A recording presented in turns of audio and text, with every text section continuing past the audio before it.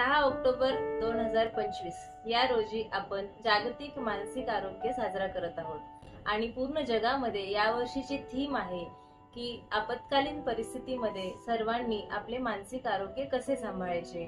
तर मी doctor Anita Daund, child and adolescent psychiatrist म्हणून तुम्हा सर्वांना सांगू इच्छिते की लहान मुलांच्या व किशोरवयीन मुलांच्या मानसिक आरोग्यामध्ये आपत्कालीन परिस्थितीमध्ये सुद्धा खूप बदल होतात। कोविडच्या वेळी, पॅन्डेमिकच्या वेळी तुम्ही सर्वांनी पाहिलेच आहे किंवा आताही पूरजन्य परिस्थिती काही ठिकाणी उद्भवल्या आहेत, भूकंप होत आहेत, वेगवेगळ्या घटना, नैसर्गिक घटना होत आहेत। अशा वेळी जसा मोठ्यांच्या मानसिक आरोग्यावर परिणाम होतो तसंच लहान मुलांच्या सुद्धा मानसिक आरोग्यावर खूप परिणाम होतो आणि घाई गडबडीमध्ये इतर गोष्टीकडे लक्ष देताना लहान मुलांचे मानसिक आरोग्य नक्कीच दुर्लक्षिले जाते।